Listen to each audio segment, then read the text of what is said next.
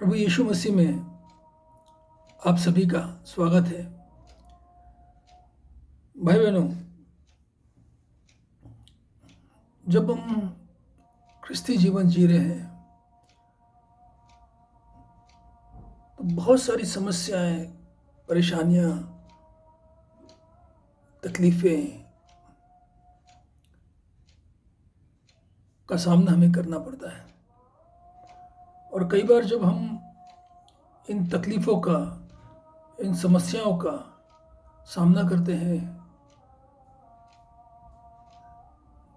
तो हमें बहुत सारे प्रश्न आते हैं। और उन प्रश्नों में हम क्या करें, क्या ना करें, कौन हमें इन प्रश्नों का उत्तर देगा, कौन हमें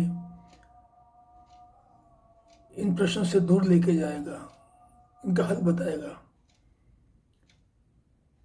हम गिर जाते हैं, हम इंसानों पे अपना भरोसा रखते हैं, अपनी आंखें हर जगह हम दौड़ाते हैं, अपने मन को मीलों दूर दौड़ाते हैं।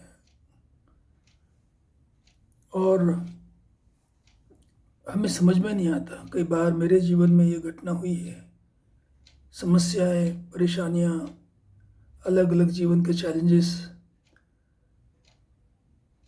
पूरी तरह से आंखें बंद कर देते हैं। और उस समय में ईश्वर का जो वचन है बहुत ताकतवर है। परमेश्वर बहुत ताकतवर है। जब हम उसके पास जाते हैं, अपनी निवेदनों को, अपनी तकलीफ़ों को उसके चरणों में रखते हैं, तो केवल एकमात्र वही ईश्वर है जो हमें हमारी समस्याओं का समाधान दे सकता है। और इसलिए बहनों, ये मेरे जीवन का पहला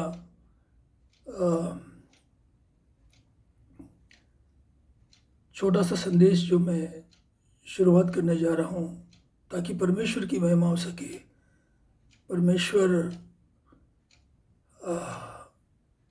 को हम देख सके, परमेश्वर को हम प्राप्त कर सके।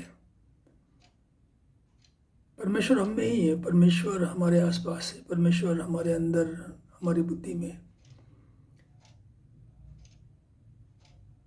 हर जगह पर है। सिर्फ प्रश्न ये है कि वो हमें मिलता कैसे है। और इसीलिए कलसी का रस अध्याय 3 हमारे जीवन का एक बहुत ही अद्भुत रास्ता है। भाई बहनों, अध्याय 3 वचन 1 कहता है कि अतः जब तुम मसीह के साथ जिलाए गए तो स्वर्गीय वस्तु की खोज में रहो, जहां मसीह विद्यमान है और परमेश्वर के दाहिनी ओर बैठा है। वचन 2 कहता है पृथ्वी की नहीं परंतु स्वर्गीय वस्तु पर ध्यान लगाओ, क्योंकि तुम तो मर गए और तुम्हारा जीवन मसीह के साथ परमेश्वर में छिपा हुआ है। वचन 3 इस प्रकार हमें सिखाता है। वचन 4 कहता है जब मसीह जो हमारा जीवन है प्रकट होगा, तब तुम भी उसके साथ महिमा सहित प्रकट किए जाओगे। भाई बहनों, कलसी का रस अध्याय 2 में पौल शिष्य को कहता है कि जीवन मसीह में भरपूर है। मसीह के साथ मरना, मसीह के साथ जीना, वो अपने शिष्यों को प्रेरित कर रहा है। भाई बहनों, उस समय के जो शिष्य थे अध्याय 2 में, वो अलग अलग चीज़ों पर, जैसे खाना पीना, शब्द का दिन,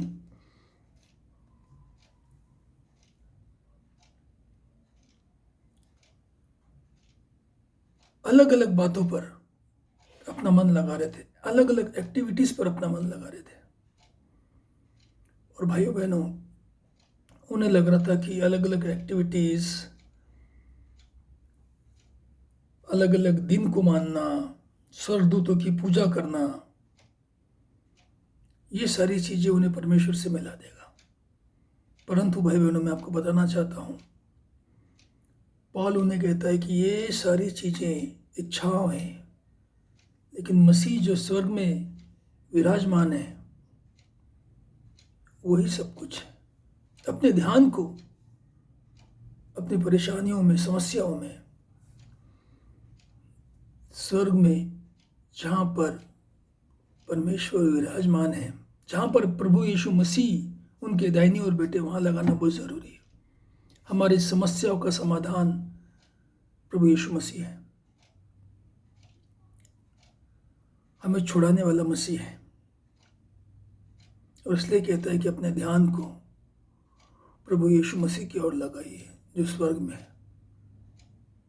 मैं आप सभी से विनती करूंगा, जो भी इस संदेश को सुन रहे हैं, अपने जीवन की हर समस्या में, हर परेशानियों में, आप चाहे खुशी हो या दुखी हो, आप हंस रहे हो या रो रहे हो, आप जाग रहे हो या सो रहे हो, आप कलीसिया के अंदर हो या कलीसिया के बाहर हो, अपने ध्यान को स्वर्ग में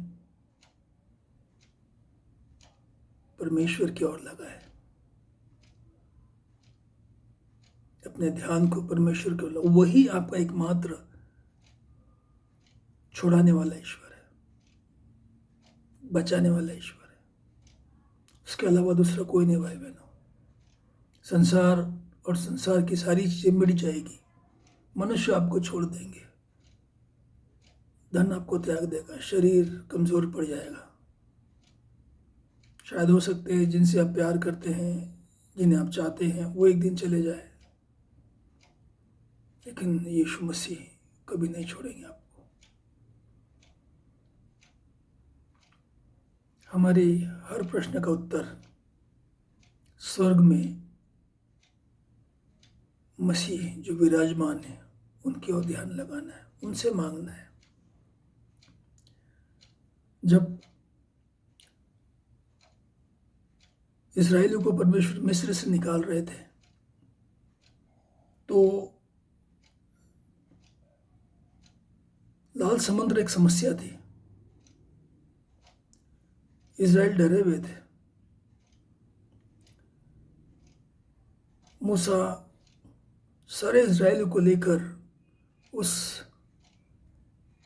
लाल समुद्र के पास खड़े थे वो, और उनको समझ में नहीं आ रहा था क्या करे। भाई बहनों, समस्या थी लाल समुद्र। परमेश्वर ने उस लाल समुद्र को नहीं हटाया, लेकिन उस लाल समुद्र में से मार्ग निकाला। बहनों, परमेश्वर हो सकता है हमारी समस्या को ना निकाले, लेकिन समस्याओं में से मार्ग निकालेंगे और हमें छुटकारा देंगे। ये केवल परमेश्वर कर सकते हैं और कोई नहीं।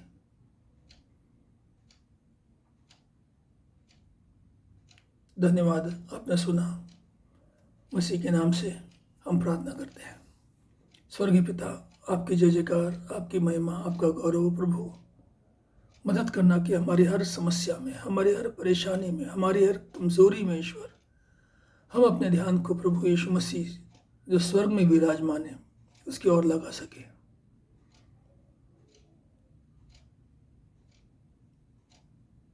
पिता, जो कोई भी इस वचन को सुन रहे हैं, आप उन्हें आशीर्वादित करना, वो अपना ध्यान आपकी ओर लगा सके और अपने प्रश्नों का उत्तर पा सके। जय जयकार, महिमा, गौरव आपको। प्रार्थना मसीहा के नाम से, आमीन। धन्यवाद।